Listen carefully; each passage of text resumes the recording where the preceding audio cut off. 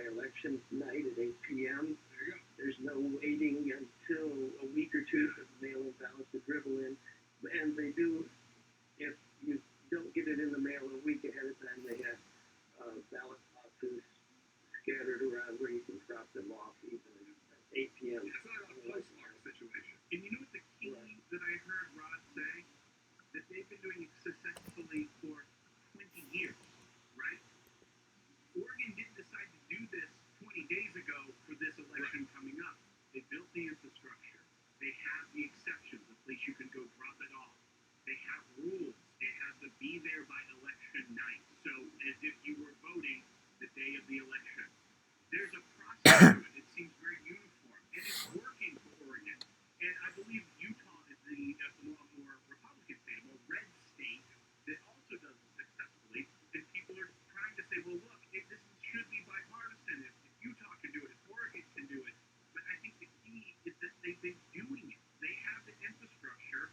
It's not all of a sudden because of a pandemic. They're freaking out, trying to figure out how do we put this in place.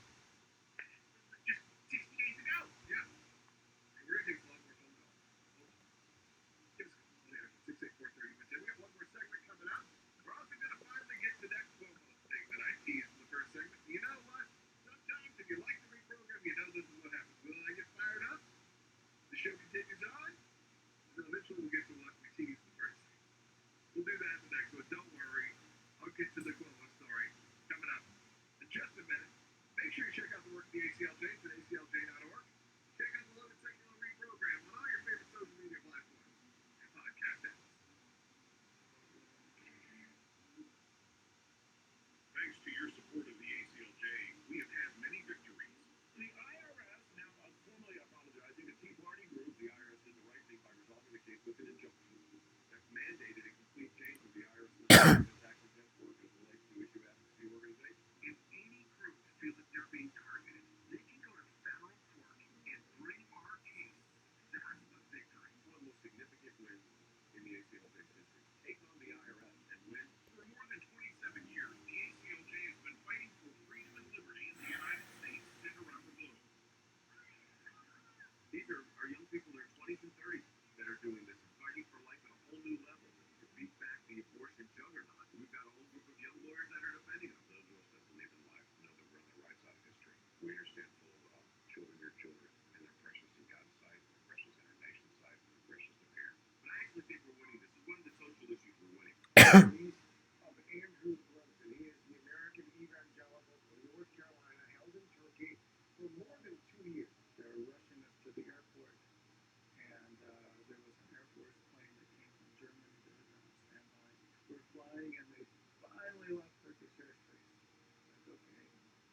Now we're really out of Turkey and free again. We're grateful to ACLJ who put it out to these people, they were getting all this out. All of the people who prayed for us through ACLJ, through your contacts, I'm thankful, I'm grateful, and thankful that this town just... We need your help as we continue this work here in the United States and around the world. Join us online at the American Center for Law and Justice at aclj.org.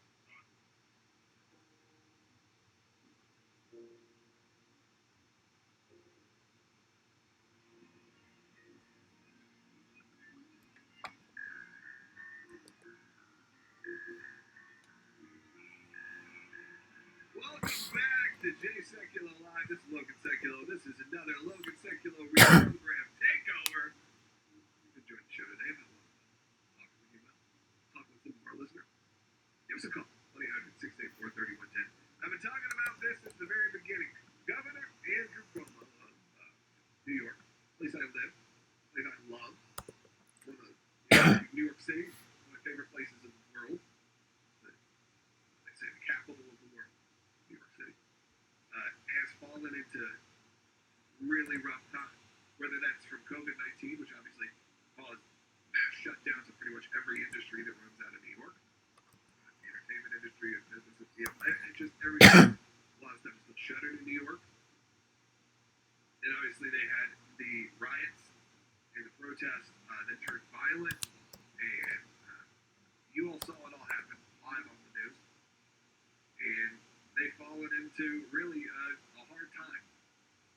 president has put out some pretty bold statements to try to get control of the situation in some of these cities.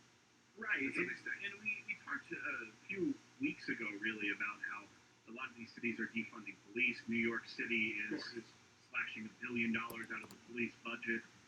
And so the president this week, he ordered agencies to start looking into ways that maybe funding to some of these cities that he is saying are deteriorating into lawless zones. Is there ways that some of these federal funds can be reallocated to cities that are not falling into anarchy? Yeah. So he specifically Light the mentioned fire somewhat. New York City, D.C., Seattle, Portland are some of the ones listed by the president to start looking at, because essentially, why are we going to continue to fund a city that's not even going to fund themselves to protect themselves and allow chaos to ensue? That's kind of the context of where this Governor Cuomo was on, was he on a phone call or it was an a interview? conference call, right? And he made this statement about the president. Yeah, just on the president in general. Right. Visiting, by the way, his home state. We obviously know at this point, president of the great state of Florida, but was a resident of New York most of his life. He's known as sort of a New York guy. Mm-hmm. This is what Governor Cuomo had to say about the president. He can't come back to New York. He can't. He's going to walk down the street in New York. Forget bodyguards. He better have an army. He couldn't step foot in New York City. I mean, that is disgusting and disturbing and a threat to the president of the United States. Sounds like something from The Godfather. It does. It's straight And up also, the phone line The sounds like you're talking to someone in prison. It has like those. It sounds like you were listening to the internal Tiger King audio. You're right. Out of prison. But You have a call, bro. yeah. Will you accept the charges? Mhm. You know, he should accept the charges because here's what's happening here. I don't care what you say. And he did, of course, as they all do, had to back off a little bit. I'm sure a staffer ran up. It said, I think you Frantically. just threatened the president with violence. Right. Because you said he walks down the street, he better be prepared. He better have an army. An army. So he did walk it back a little bit. He said, my comment about the president and bodyguards in New York City, all I'm saying is that he is persona non grata in New York City, and I think he knows that, and he'll never come back to New York because New Yorkers will never forget how gratuitously mean he has been to New Yorkers. I have a lot of friends in New York. A lot of conservative friends. We're on a lot of big stations in New York. You know why? Because, look, you split apart the votes everywhere. There's always people on all sides of political spectrum everywhere. You go to some of the reddest states. You go to Tennessee. You go to West. You go to these areas. You go to Tennessee. Still 30% or 40% of the people are going to vote for the Democratic candidate. Right. So to just alienate not only the city of New York, the state of New York, and your whole people, and say pretty much number one, anyone who votes for this man who brought, how much positivity and business success to the state and to the city is absurd. But really, I didn't expect anything less from Governor Cuomo. He puts his foot in his mouth a lot. He does seem to have instances, especially with the president, where he gets ahead of it and forgets he's governor. Right. Like, and he just gets into almost like a schoolyard fight with the president. Like, like he's like a tough guy. Gotta bring an army. Right. Like, who says that? Who says you better bring an army? Governor Cuomo. Right. I don't know. It was shocking to hear. Look, if this was flipped, and this was the president telling this specifically, it legit, I believe, threatening violence against the governor, you don't think that would be the number one story? I mean, it's unbelievable. If he throws in a little insult, it becomes the number one story. But if he's threatening violence on the street, saying you better bring an army Would if you Ryan walk down. Stelter By the put way, that in his newsletter? yeah, I don't know. He's jiving wailing. But if you have the president walking down the street, look, if any of us want to visit New York City, one of the best places in the world, you shouldn't have to worry about walking down the street being threatened. If you're worried about that, Governor Cuomo, get your state together. Maybe it gets Mayor de Blasio to put that $1 billion back into the police force. If you're worrying about people walking down the street, regardless of who they are, no freedom of speech in New York City. No. Especially not if it's, at all contradictory to what, he has to say. And I don't believe the people of New York feel this way. They're sure, yes. Do I have plenty of friends in New York that are not thrilled with the president? Of course. But the people of New York are way better than what Governor Cuomo has said. He's belittling also belittling his own citizens and residents of the great state of New York. So, display. I usually like to poke fun at the guy because I think he and his brother are sometimes pretty entertaining guys. And I think the Chris Cuomo show, I think it's one of the ones that's tolerable on CNN to watch. I don't agree with him, but at least I feel like at least I can see through his eyes. But I think that guy maybe believes in what he has to say. Then it goes to Don Lemon, and then, we got to burn it. It's crazy. Fiery, but mostly peaceful. Fiery, but mostly peaceful. Yeah, well, you know what? I appreciate all of you listening to the show today. You guys have to say? Well, I had some about Don Lemon. It goes way back to the top of the show with Nancy Pelosi. Take me back to Don Lemon. He actually had an interesting take on Nancy Pelosi. This is bite 9 about how she should have reacted to the salon criticism. Let's roll it. So the Speaker of the House is blaming the salon after she didn't wear a mask indoors. Tonight, the salon owner is denying it was a setup. Regardless, this far into the pandemic, the House Speaker should know what is safe and what isn't. We should all know. It's our responsibility. Instead of claiming a setup, it would have been just as easy for the Speaker to say, you know what, I messed up. I should have worn a mask indoors. You know what? Regardless how you feel the message, right? He's already touched on vaccines, but I touched on masks today. We only got a minute left. We're good. Good for you, Don Lemon. I don't think I'd ever say that before. Right. You're an insult to journalism. Other than that, you did a pretty good job there, at least calling out crap when you see it. And that's important. I think that's good. To me, that's the entire point of shows like ours, Logan Secular Reprogram, is to have fun and call out hypocrisy. It's not just about right and left or conservative and Democrat.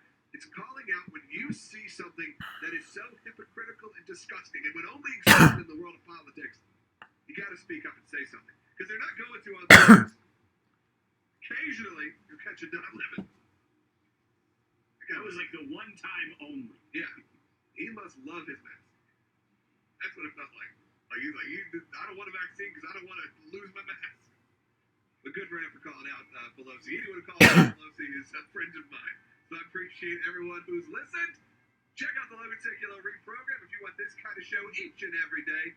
Right on your device. That's on YouTube.com/Logan Secular Reprogram.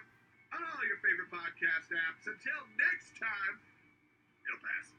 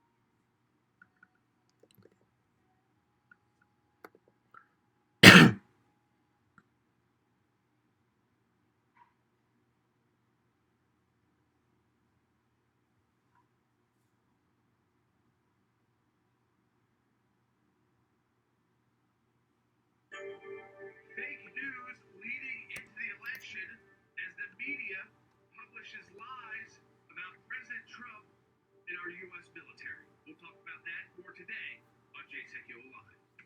Live from Washington, D.C., Jay Sekulow Live. Phone lines are open for your questions right now. Call 1-800-684-3110. That's 1-800-684-3110. And now, your host, Jordan Sekulow.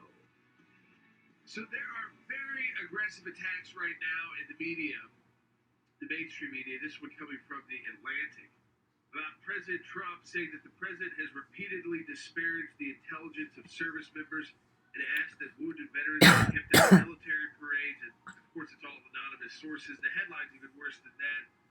Americans who died in wars are losers, what the president said. We want to go to the facts. The facts are, I don't think there's a president, a modern day president, that's done more to rebuild our U.S. military than President Trump. He's talked about the visits to Walter Reed. He's talked about all the visits to our troops. He's gone to military bases.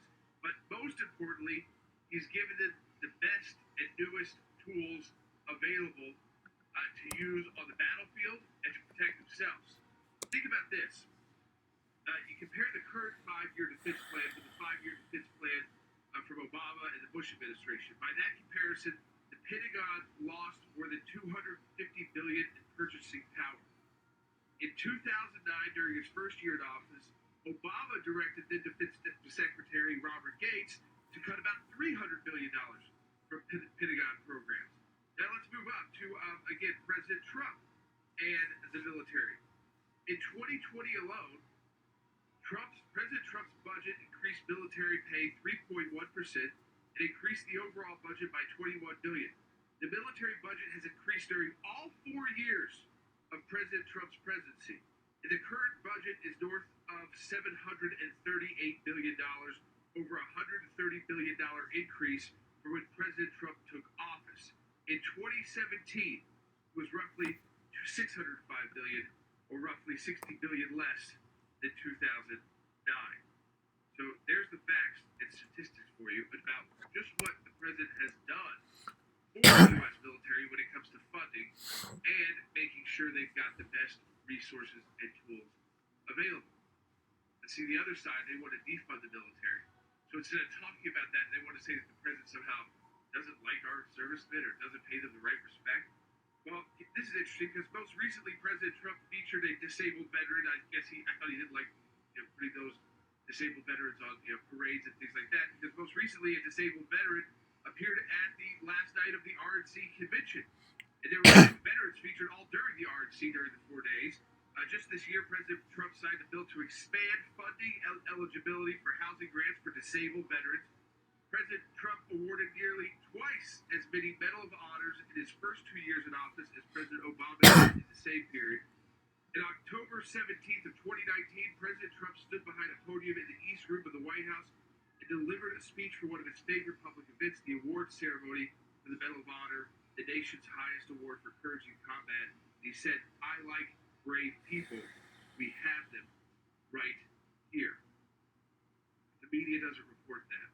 I want to take your calls on that, 1-800-684-3110. And the president's spoken to it, Mike Pompeo's spoken to it, as well as others.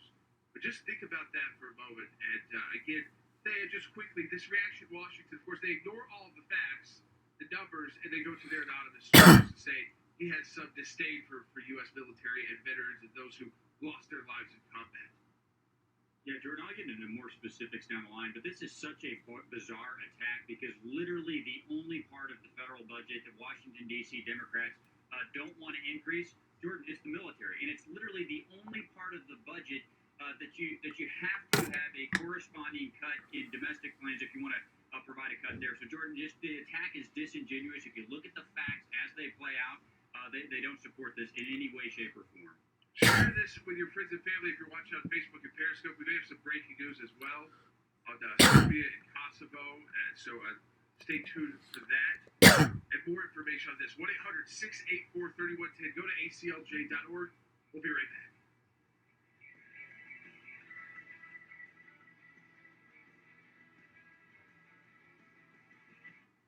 Breaking news on the economy as the August jobs report crossed just moments ago. 1.4 million jobs were added in the month of August, and the unemployment rate dropped to 8.4%. 8.4 is certainly a lot lower than I thought we would get the unemployment rate by the summer, lower even than I thought it would be at the end of the year. We have seen better than expected numbers across the board since the month of May, when we first started to get a rebound in place. The really interesting thing that people are excited about, so to speak, is that the labor force has increased. So that means that people who consider themselves hourly on unemployment, not actively seeking a job, are coming back into the workforce. Keep a perspective that there's many people that really, really want to come back to work, but their governors just don't see it as the correct time, although some seem to be changing their mind. There were some estimates that we weren't going to see the unemployment rate go into single digits before the end of this year. Better number than was expected,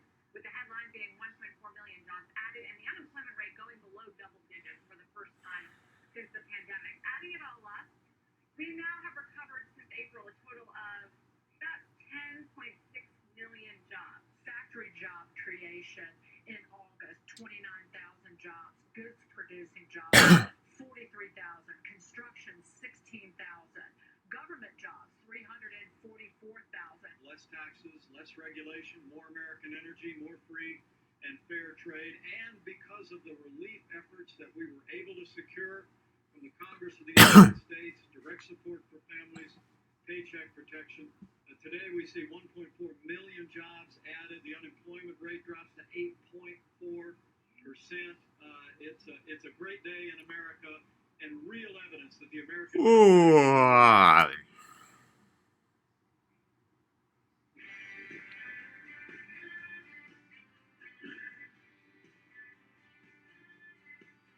Welcome back to Jay Sekulow Live. This is Jordan Sekulow. Well, don't just take it from me. I wanted to bring in one of our analysts here at the ACLJ, retired Colonel Wes Smith, to speak to this just absurd report in the Atlantic. It used to be a magazine you could at least trust for being kind of fair, and now the Atlantic came to have word policy and big issues. But interestingly, the same magazine, the Atlantic, had a little trouble last month because one of its writers, claiming to be an eyewitness, fabricated a story about a uniformed cop shooting an unarmed black child and getting away with it. So that's the Atlantic. They've got reporters who just flat out lie about being witnesses to things, and then they put out things like this, which have only anonymous sources in it. And what we said was, this idea that this president has a disdain for the military, well, it really doesn't evidence the actions he's taken or in the funding he's provided to the U.S. military. So I'm going to bring in Wes Smith now because, Wes, one of your jobs, one of your positions in the military as a chaplain was to serve at a joint air base Andrews when those American soldiers returned home whose lives were lost on the battlefield. Do you see any merit in calling this president someone who has a disdain for service members? Absolutely not. And I've spent some of my time in Andrews. Most of the casualties came into Dover Air Force Base. But yeah, I read this article, and it was amusing, but not in a good way.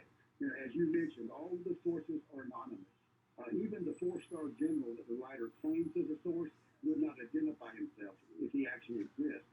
It's basically a slam on the President of the United States, fed by a fantasy that's rooted, as we all know, in Trump arrangement syndrome, which is an illogical and contempt-filled hatred of Donald Trump that feeds an echo chamber of the left and their allies in the media.